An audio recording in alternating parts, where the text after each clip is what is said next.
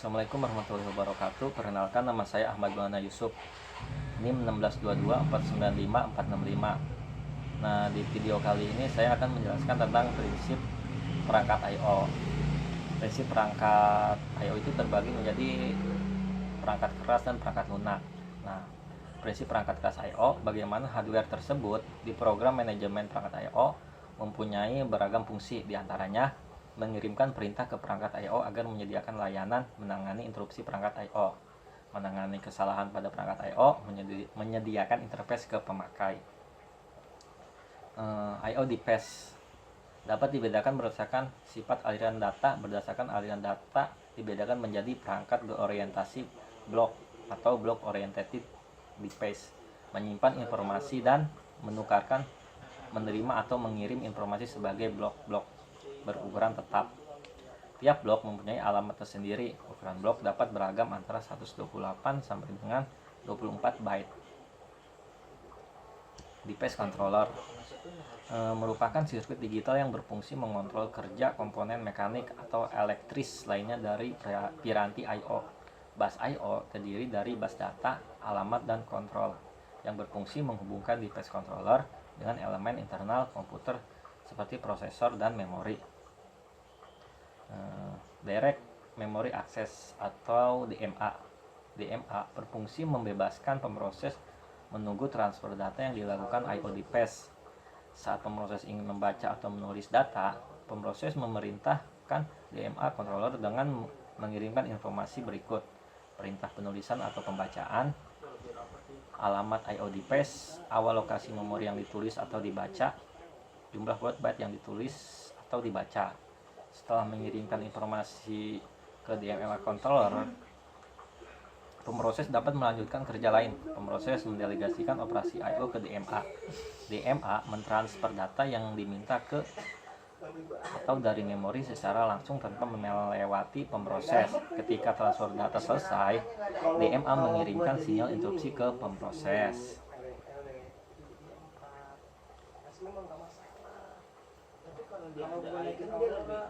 Nah, pemanfaatan perangkat lunak untuk I/O pada dasarnya mengorganisasikan software dalam beberapa layer, di mana level bawah menyembunyikan akses atau kerumitan hardware untuk level di atasnya. Level akan berfungsi sebagai antarmuka atau interface ke pengguna.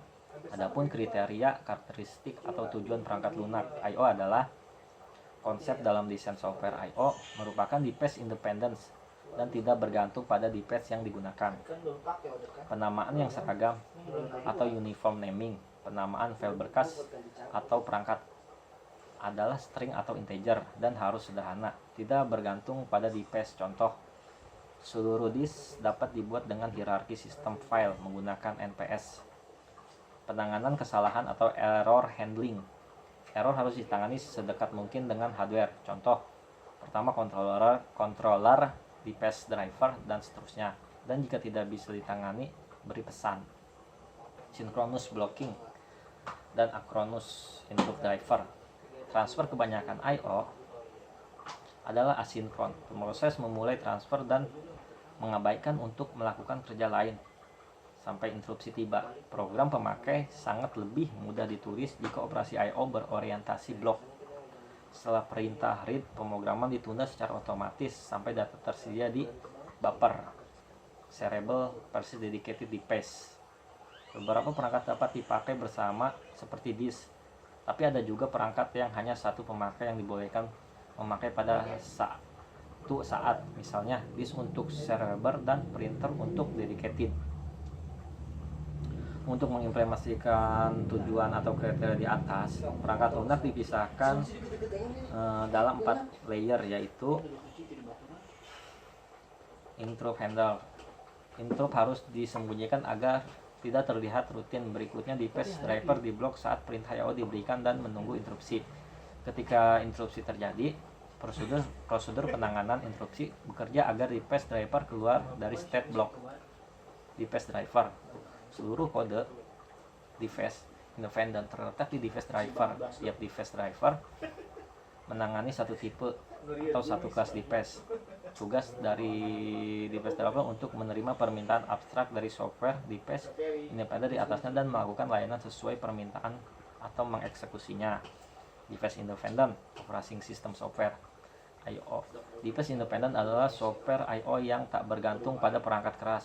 Fungsi dasar dari software device independent adalah membentuk fungsi I/O yang berlaku untuk semua device dan menyediakan interface uniform yang seragam ke user level software.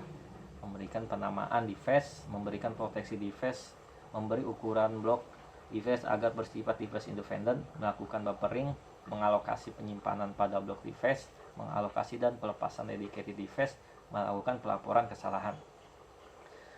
User face I/O software atau lapisan pustaka. Sebagai besar software I/O berada dalam sistem operasi yang di-link dengan user program. Sistem call termasuk I/O biasanya dalam bentuk prosedur library. Sekian video dari saya. Mohon maaf jika ada kesalahan kata atau sebagainya. Sebelumnya saya ucapkan wassalamualaikum warahmatullahi wabarakatuh.